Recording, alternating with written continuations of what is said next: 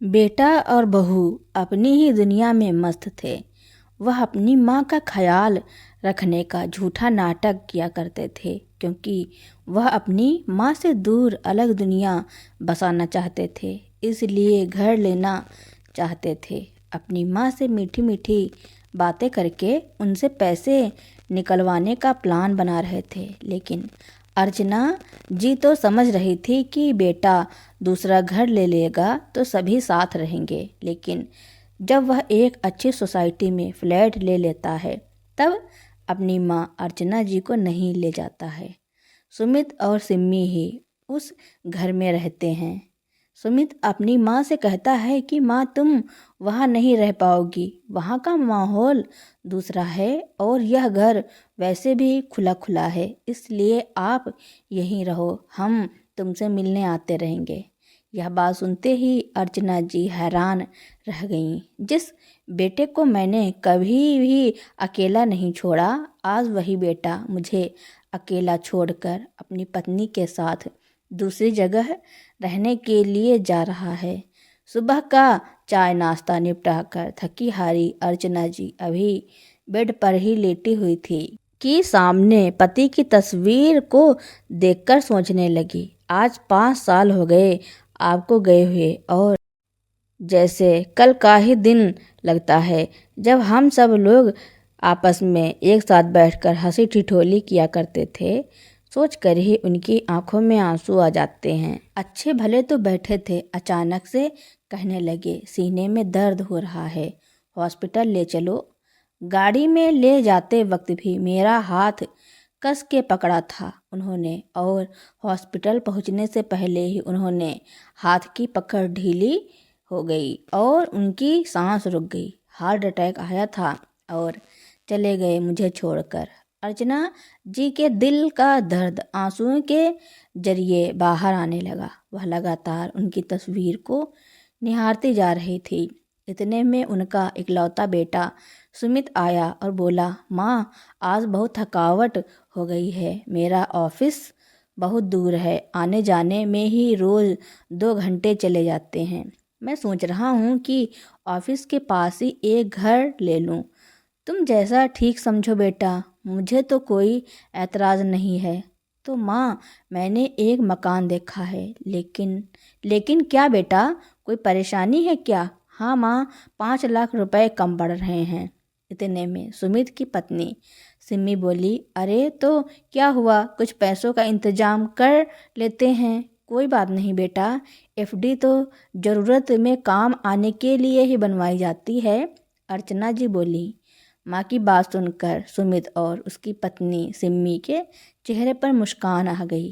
कुछ दिनों के बाद सुमित मिठाई का डिब्बा और खुशखबरी के साथ आया, माँ, सिम्मी, यह लो, मुंह मीठा करो, मैंने वह फ्लैट खरीद लिया है, हम 1 महीने बाद ही शिफ्ट हो रहे हैं। इस पर अर्चना जी प्रसन्नता के साथ बोली, तो ठीक है बेटा, सारा सामान तो लेकर जाना ही पड़ेगा, तो इसलिए वह शिफ्ट करने से पहले अपने इस मकान को बेच देते हैं। बेचना क्यों है माँ, आप तो रहेंगी ना यहाँ? यह सुनकर अर्चना जी को तेज झटका लगा।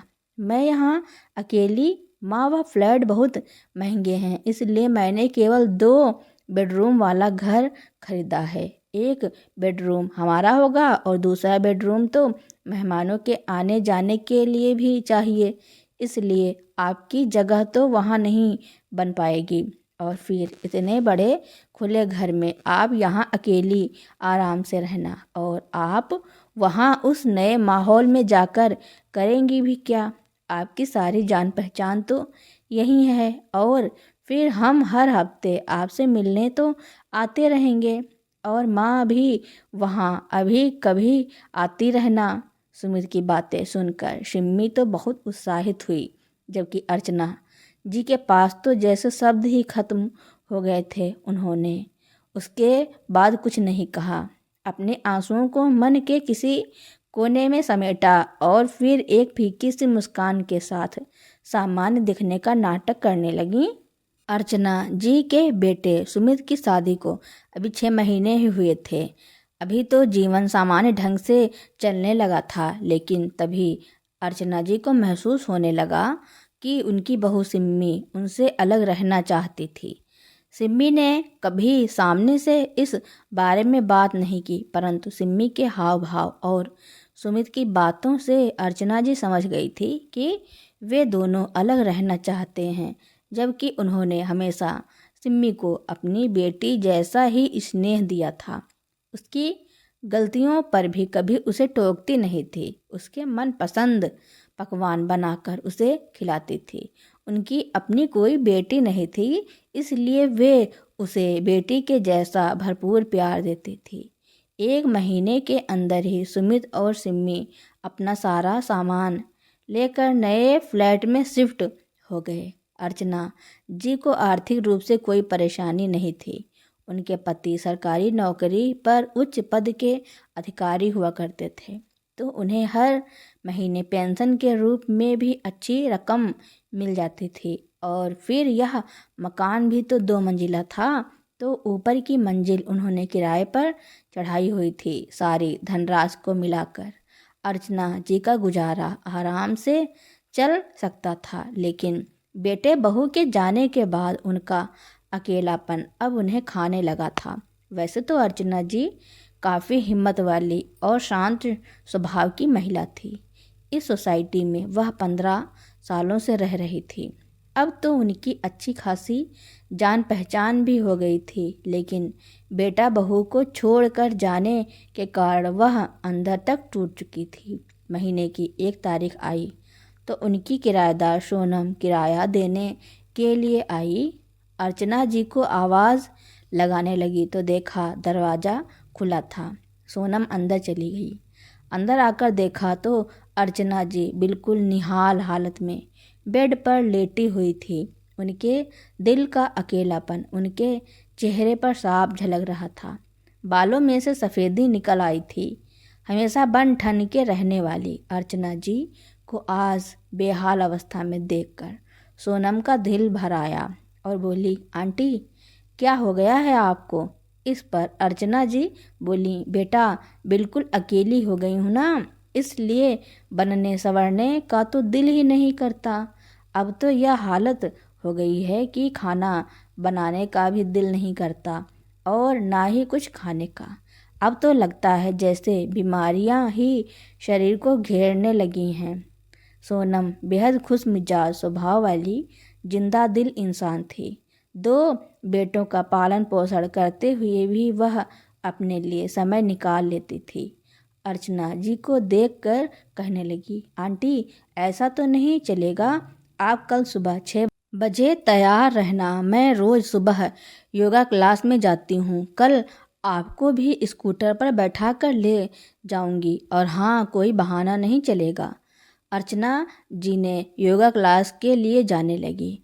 योगा क्लास शुरू करने के बाद से ही अर्चना जी चुस्त दुरुस्त रहने लगी। सोनम तो उन्हें ब्यूटी पार्लर भी लेकर जाना चाहती थी, परंतु बेटा बहू और अन्य रिश्तेदार क्या कहेंगे, यह सोचकर उन्होंने ब्यूटी पार्लर जाने से मना कर दिया। कुछ समय बाद अर्चना जी की बहू सिम्मी ने बेटे को जन्म दिया। सुमित अर्चना जी को कुछ दिन पहले ही अपने घर लेकर आ गया था। सिम्मी के माता पिता तो विदेश में अपने बेटे के पास ही रहते थे, लेकिन अर्चना जी ने नवजात की देखभाल खूब अच्छे से की। जब उनका पोता 1 महीने का हो गया तो सुमित उन्हें वापस छोड़ गया। अपने पोते को छोड़कर जाते हुए उनका दिल भारी हो गया था। वे उसके साथ एक जुड़ाव महसूस करने लगी थी। कभी कोई त्योहार होता या कोई अन्य अवसर होता तो उनका बेटा उन्हें आकर ले जाता था और वह भी खुशी खुशी चली जाती थी। और उनके घर जाते ही वे दोनों किचन का सारा खाने का काम उनके कंधों पर डालकर शॉपिंग करने निकल जाया करते थे। जाते जाते उनसे कई चीज़ बनाने की फरमाइश भी कर जाते थे और अपने बेटे को भी दादी के पास ही छोड़ जाते थे। पोते की देखभाल के साथ साथ सारा काम करते करते उनकी हालत खराब हो जाती थी। जब काम खत्म हो जाता था तब सुमित उन्हें वापस अपने घर ही छोड़ जाती थी। इस दीपावली पर भी सुमित अपनी माँ को अपने घर लेकर आया था। उनकी बहू सिम्मी ने उनसे तरह तरह के पकवान बनवाए। सारा दिन पकवान बनाकर किचन में खड़ी अर्चना जी की हिम्मत जवाब दे गई थी। आखिर उन्हें बुखार चढ़ गया और वे कुछ समय के लिए लेट गईं। तो सिम्मी ने सुमित को धीमे स्वर में कहा, आप माँ जी को उनके घर वापस छोड़ आइए। सारी मिठाइयाँ और पकवान तो बन ही गए हैं, अब वो अपने घर जाकर आराम कर लेंगी। बुखार से तपती हुई अर्चना जी के कानों में एकाएक आवाज़ पड़ी, माँ उठो, ये बुखार की गोली खा लो और चलो, आपको घर छोड़ देता हूँ। सुमित के यह शब्द कानों में पड़ते ही अर्चना जी का मन पत्थर सा हो गया। सोचने लगी कि अपनी ही कोख से जन्मा मेरा इकलौता बेटा दिवाली की शाम को मुझे घर में अकेले छोड़ने के लिए कह रहा है, और वह भी तब जब मेरी यह हालत है। उन्हें सारे रिश्ते मोह माया से लगने लगे थे और सोचने लगी कि कब तक मैं बेटे बहू के हाथों मूर्ख बनी रहूँगी, और अगर उन्हें मेरी ज़रूरत नहीं तो फिर मुझे बुलाते ही क्यों हैं। घर पहुँची तो सोनम बाहर निकल आई और देखकर हैरान रह गई। ये क्या आंटी, आप तो अपने बेटे के घर दिवाली मनाने गई थी, फिर आप यहाँ कैसे, और आपके बेटे बहू कहाँ हैं। अर्चना जी केवल इतना ही कह पाई।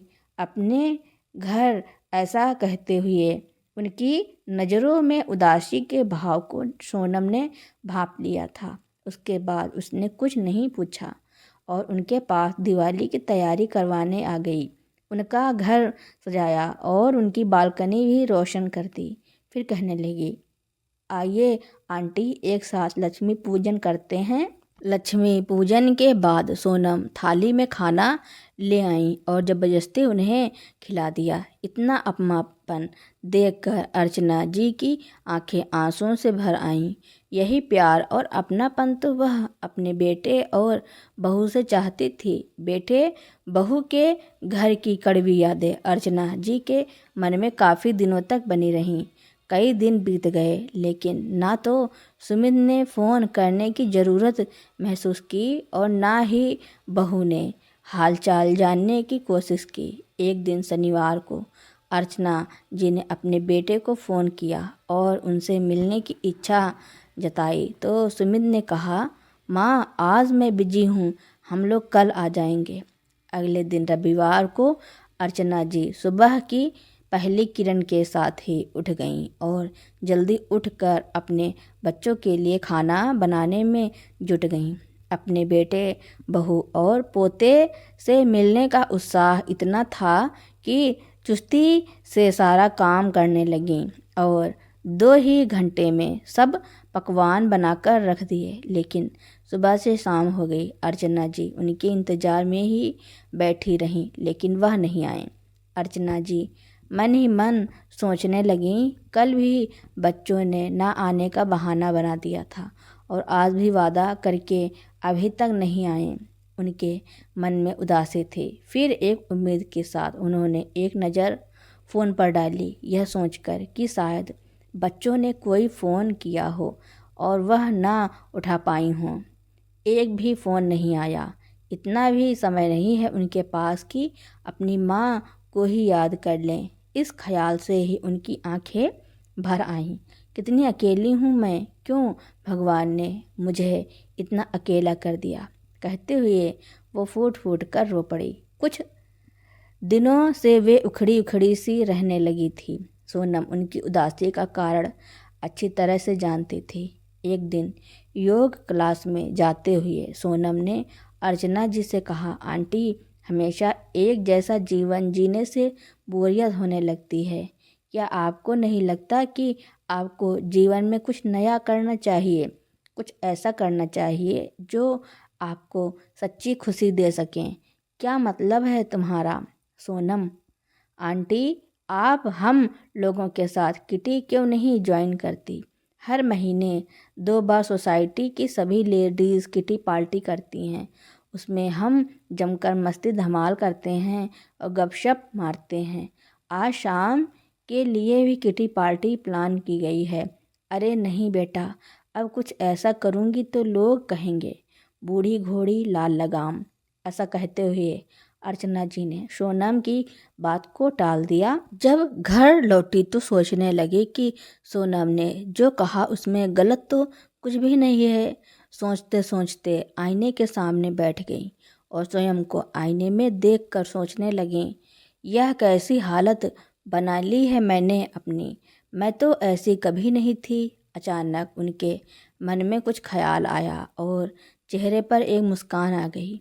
अपना पर्स उठाया और बाहर चल दी। करीब 2 घंटे बाद आत्मविश्वास भरी मुस्कान लिए घर लौटी और सोनम को फ़ोन करके किटी ज्वाइन करने की इच्छा व्यक्त की।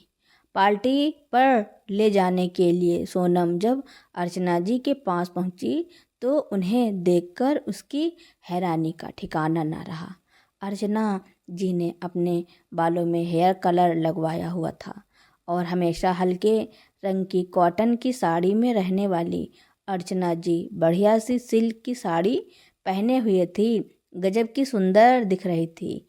आज अर्चना जी उन्हें देखते ही सोनम बोली, वाह आंटी, आप तो गजब की लग रही हो।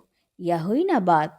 सोनम के साथ अर्चना जी ने भी किटी ज्वाइन कर ली। यूँ तो सोसाइटी की सभी लेडीज़ के साथ अर्चना जी की पहले भी बोलचाल थी, लेकिन अपने लिए स्पेशल समय निकालकर सबके साथ मिलना जुलना अर्चना जी को अच्छा नहीं लगता था।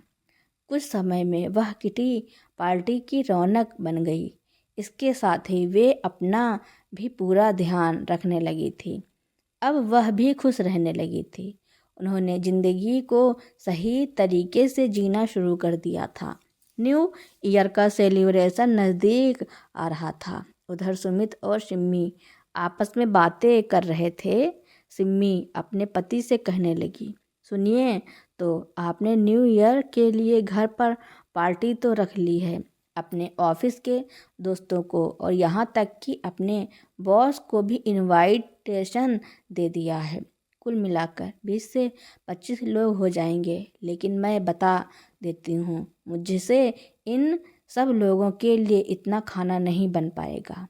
अरे सिम्मी, तुम चिंता क्यों करती हो?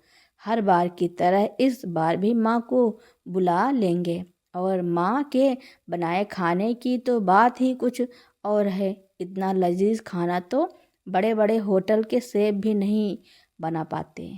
आज जब अर्चना जी किटी पार्टी के लिए तैयार हो रही थी तो सुमित का फ़ोन आया। माँ, क्यों ना इस बार न्यू ईयर के सेलिब्रेशन के लिए आप हमारे घर आ जाओ, एक साथ मिलकर नए साल की खुशियाँ मनाएंगे।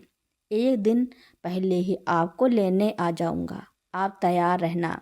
दिवाली के बाद सुमित ने आज फ़ोन किया था अपनी माँ को। अर्चना जी हैरान हो गईं। इतने में उनकी बहू सिम्मी की आवाज़ आई, माँ जी नमस्ते, आप कैसी हैं? ठीक हूँ बेटा, तुम तीनों कैसे हो? हम सब यहाँ ठीक हैं। माँ, तो आप आ रही हैं ना? माँ, नहीं बहू, इस बार मैं नहीं आ पाऊँगी। इस न्यू ईयर पर सोसाइटी में ही हमारा कुछ प्रोग्राम है। इतना कहकर उन्होंने फ़ोन रख दिया। बेटे और बहू के मुंह से मीठी मीठी बातें सुनकर अर्चना जी पहले ही समझ गई थी कि उनके बच्चों को उनकी याद क्यों आ रही है। हर बार की तरह इस बार भी उनका न्यू ईयर पार्टी का प्लान होगा। खाना बनाने के लिए इस नौकरानी की आवश्यकता महसूस हुई होगी। हैरान होकर सोचने लगी, अपनी ही माँ के साथ इतनी चालाकी और होशियारी, कैसे मेरे बच्चे इतने निर्मोही हो गए? किसी ने यह तक नहीं पूछा कि मैं कैसी हूँ, अकेले कैसे रह रही हूँ, मेरी तबीयत ठीक है या नहीं। उन्हें तो बस अपने ही प्रोग्राम से मतलब है। लेकिन मैं बहू को भी कैसे दोषी दे सकती हूँ जब मेरा बेटा ही इतना स्वार्थी हो गया।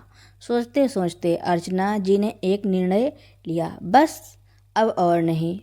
अब मैं अपने बेटे बहू के हाथों की कठपुतली नहीं बनूंगी। पिछली बार उनके घर काम करते करते मेरी बुरी हालत हो गई थी, जब बीमार पड़ी तो मेरा ही बेटा मुझे वापस मेरे घर छोड़ गया। और तो और दोनों में से एक ने फ़ोन नहीं किया मेरा हालचाल जानने के लिए। फिर कुछ देर में सब कुछ भूलकर अर्चना जी अपनी किटी में चली गईं। अगले दिन न्यू ईयर मनाने का तय किया गया था, लेकिन समस्या यह थी कि न्यू ईयर पार्टी के लिए एक बड़ी जगह चाहिए थी और इस समय शहर का कोई भी रेस्टोरेंट या होटल नहीं मिल पा रहा था। सब पहले से ही बुक थे। फिर सोनम ने पूछा, आंटी आपका क्या प्रोग्राम है? न्यू ईयर पर हमारे साथ करेंगी या फिर अपने बेटे के घर? सोनम की बात सुनकर अर्चना जी एक गहरी सोच में डूब गईं। फिर अचानक खड़ी हुई और ऐलान कर दिया कि सब अगर चाहें तो न्यू ईयर की पार्टी मेरे घर पर रख सकते हैं। वो मेरा घर पूरा खाली रहता है, इसी बहाने मेरे घर पर भी कुछ रौनक हो जाएगी। अर्चना जी की बातें सुनकर सब चौंक गईं। क्या आपके घर? हाँ, इसमें हैरानी की क्या बात है? अर्चना जी दिल खोलकर हंसी तो सोनम कहने लगी, वाह आंटी, क्या आइडिया दिया है आपने। तो इसका मतलब आप इस बार नहीं जा रहे हैं अपने बेटे के घर? अर्चना जी ने कहा, इस बार मैं कुछ अलग करने का सोच रही हूँ। नए साल की शुरुआत इस बार मैं अपने घर से करूँगी, वह भी एक बढ़िया से सेलिब्रेशन के साथ। हम डिनर बाहर से ऑर्डर करके मंगा लेंगे। तुम सब लोग परिवार सहित मेरे घर आना। गेम्स, डिनर और म्यूजिक, बस और क्या चाहिए।